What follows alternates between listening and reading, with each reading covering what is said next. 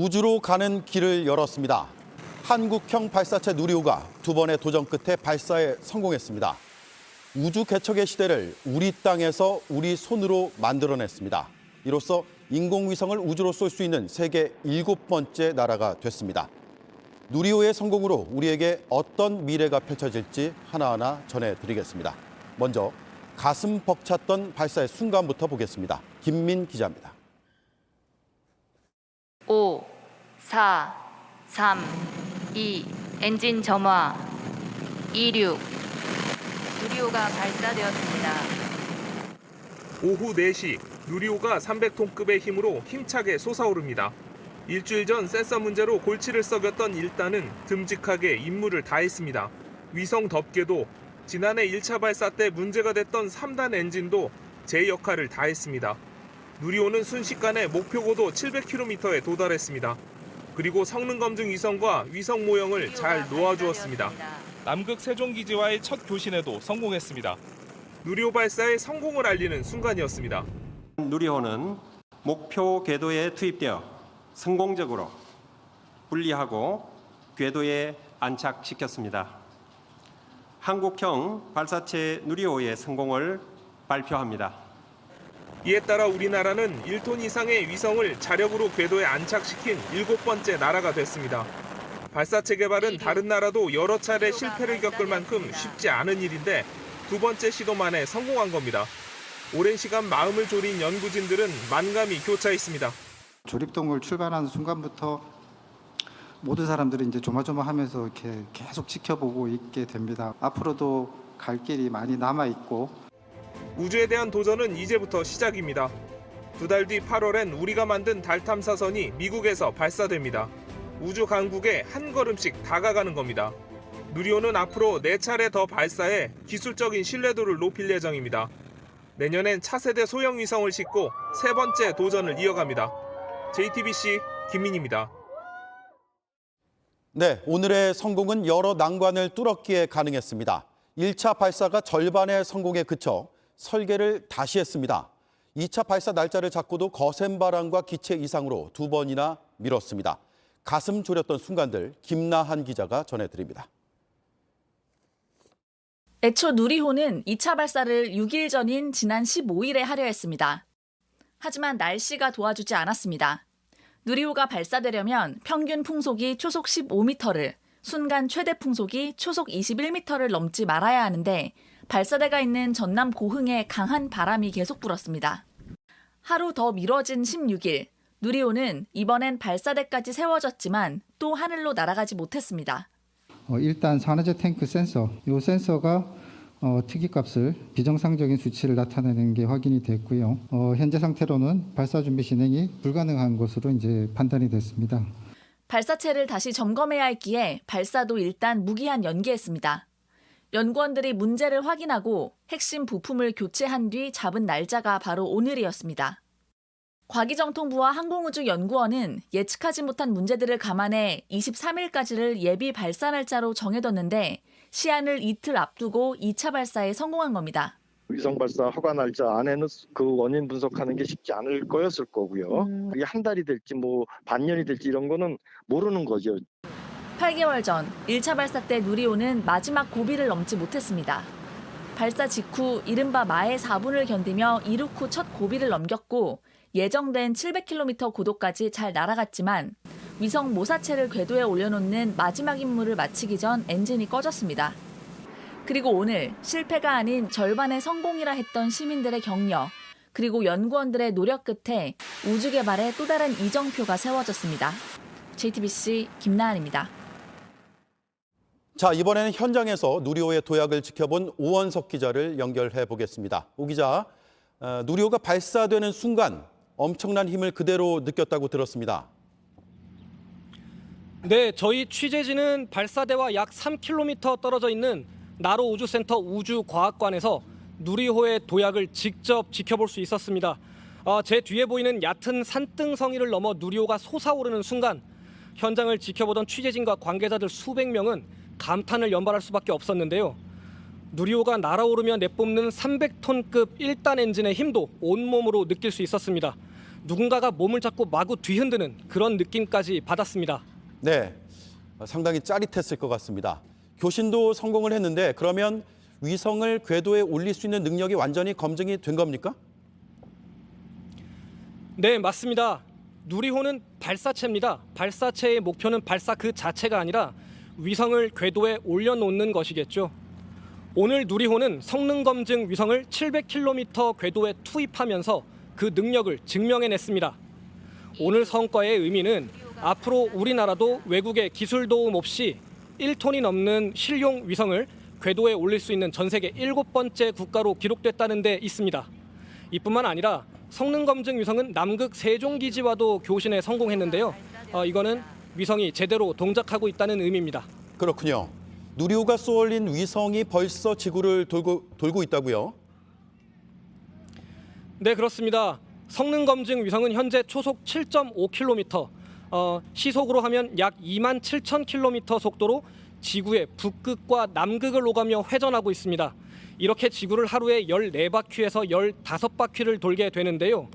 성능 검증 위성이 분리되고 지금 현장에서 생중계를 전해드리는 지금 이 순간까지 약 3시간 20분, 즉 200분 정도가 지났는데요. 위성이 지구를 한 바퀴 도는데 100분이 걸린다는 점을 감안하면 성능 검증 위성은 벌써 지구를 2바퀴 돌았다는 계산이 나옵니다. 이 위성이 대전 지상국과 교신할 수 있는 순간은 하루에 많아봐야 서너 차례라는 게 항우연의 판단입니다. 대전 한국항공우주연구원 지상국은 내일 오전 3시쯤 이 성능 검증 위성과 교신을 한다는 계획인데요. 이때 대전 지상국은 위성이 보내오는 신호를 분석하고 위성의 동작 상태를 점검할 예정입니다. 네, 오원석 기자였습니다. 오늘 박수 많이 치셨을 것 같습니다. 저희도 뉴스를 준비하면서 기쁜 마음으로 지켜봤습니다. 시민들의 응원과 환호, 백민경 기자가 담았습니다. 누리호 발사대에서 17km 떨어진 전남 고흥의 한 해수욕장. 발사 순간을 보러 나온 시민들로 북적이고 전망대 난간 위로는 우산꽃이 피었습니다. 돗자리와 카메라, 부채를 준비하고 저마다 누리호의 순항을 기원합니다. 멀리에서 좀 큰 기대 가지고 내려왔습니다. 오늘 날씨도 너무 좋고 좀 덥긴 합니다만 너무 좋고 큰 무리 없으면 성공적으로 발사하지 않을까 기대하고 있습니다. KTX 타고 왔어요. 혹시 누리호에 대해서 알고 계시는 게 있어요? 우리나라 기술로 다 만든 거여서 꼭 성공하길 바래요. 4시 정각, 거꾸로 숫자를 세던 목소리는 곧 함성에 뒤덮입니다. 서울역에서도 박수 소리가 울려 퍼집니다. 올라온다. 나 저 로켓 토끼 달나라 보러 갈 거야. 맞지? 이런 장면을 보여줄 수 있고 설명해 준다는 게 너무 좋은 것 같아요. 발사 이후에도 한참 화면 앞을 떠나지 못합니다. 아이고 기분 성공하면 좋고 그래도 세계에서 뭐 6, 7번째라니까 때문에 오늘은 한국 기술로 했다는가 좀 성공했으면 감사하게 저는. 오늘은 일주일 전 누리호 발사가 미뤄지면서 발길을 돌렸던 시민들도 네네, 얘가 너무 좋아해가지고 안 끊고 그냥 여기 와서 그냥 끊는다고 보고 가려고. 땅이 막 흔들려. 불이 막다. 그렇지. 오늘은 아쉬움을 털어낼 수 있었습니다. 애도 기다리고 저도 기다리던 누리호가 발사되어서 너무 가슴이 벅차고 눈물이 날 것 같습니다. 처음에 안 나가는 줄 알았는데 갑자기 하얀 김을 뿜으면서 나가는 우리의 모습이 우주를 누릴 것 같다는 마음이 들었습니다. JTBC 백민경입니다. 네, 우주로 나간 누리호가 시청자들께 어떤 의미가 있는지 들어보겠습니다. 나로호 때부터 발사체 기술을 담당해온 분입니다. 과학기술정보통신부의 고석원 연구개발 정책실장입니다. 안녕하세요. 고생 많으셨습니다. 네, 안녕하십니까. 고석원입니다. 네, 궁금한 점을 3개로 추려봤습니다. 첫 번째는 누리호가 쏘아올린 위성, 앞으로 어떤 일을 하게 됩니까? 예, 위성 향후 한 2년 동안 지구 궤도를 돌게 되는데요. 그 위성의 목적은 크게 3가지입니다. 첫 번째는 그 누리호가 제대로 그 성능을 성공적으로 위성을 정확한 궤도에 투입했냐 하는 부분을 검증하는 게 첫 번째고요. 두 번째는 우리나라 자체 기술로 개발한 핵심 기술들이 있습니다. 발열 전지라든가 자세를 제어하는 자유로라든가 이런 부분들을 검증하는 게 두 번째고요. 세 번째는 많이들 알고 계신 것처럼 큐브 위성을 지금 4기가 탑재되어 있습니다. 이것들을 또 정확한 궤도에 투입하는 것입니다. 네. 우주 산업의 시장성이 아주 크다고 들었습니다. 일론 머스크가 스페이스X 사업에 힘을 쏟는 이유도 거기에 있겠죠. 누리호의 성공은 어느 정도의 시장 가치가 있을까요? 예. 전 세계 지금 우주 산업 시장이 한 300조 정도 된다고 지금 되고 있고요. 지금 네. 우리나라는 그중에 한 1% 정도만 지금 차지한다고 되고 있습니다. 우리 발사체가 없다 보니까 아무래도 위성을 발사할 때 외국 발사체에 의존하다 보면 이제 정확한 필요한 때 발사를 못하게 되고 이게 계속 딜레이 되다 보면은 여러 가지 시장에 접근하는 것도 아무래도 늦어지게 되는데요. 이제 우리 발사체를 갖게 됨으로써 정확하게 우리가 원하는 때 발사하고 또 원하는 위성을 발사하게 돼서 그러한 시장에 우리 차지하는 포션을 굉장히 크게 넓힐 수 있다고 봅니다. 네. 누리호를 앞으로 더 발사를 하고 달 탐사선도 띄울 예정입니다. 언제쯤 시청자들이 우주 여행을 할 수 있을까요? 모든 국민들이 그 부분을 굉장히 궁금해하실 것 같은데요. 그래서 우주에 나가기 위해서는 우리 좀 능력을 조금 더 향상시켜야 되는 게 사실입니다. 31년까지 우리가 달 탐사선을 지금 보낼 예정입니다. 그러한 과정을 통해서 우리의 능력을 좀 축적하고 이후에 유인 우주선도 발사될 생각입니다. 네, 알겠습니다. 말씀은 여기까지 듣겠습니다. 수고 많으셨고요. 앞으로도 큰 활약을 기대하겠습니다. 고맙습니다. 예, 감사합니다. 네. 우주 강국들의 사례도 보겠습니다. 미국의 기업들은 우주 관광을 활발하게 추진하고 있습니다. 기술력도 크게 앞서는데 36시간 안에 로켓을 3번 쏘아 올릴 정도입니다. 중국은 40만 명이 연구에 매달리고 있습니다. 신진 기자입니다. 3, 2, 1, 0. Ignition. Liftoff. 일론 머스크가 창업한 스페이스X는 지난해 9월 민간인들로만 구성된 우주 여행에 성공했습니다. 당시 한 IT 기업의 최고 경영자가 우주 로켓의 좌석 4개를 사들인 뒤 간호사와 참전용사, 교수 등과 함께 우주에 다녀와 화제가 됐습니다. We're cruising right now at 580 kilometers above the Earth, going about 7.6 kilometers per second. And then we're going to show you around some of the cool aspects about this spacecraft we're on right now. 스페이스X는 36시간 안에 로켓을 3번 발사하는 등 기술을 계속 발전시키고 있습니다.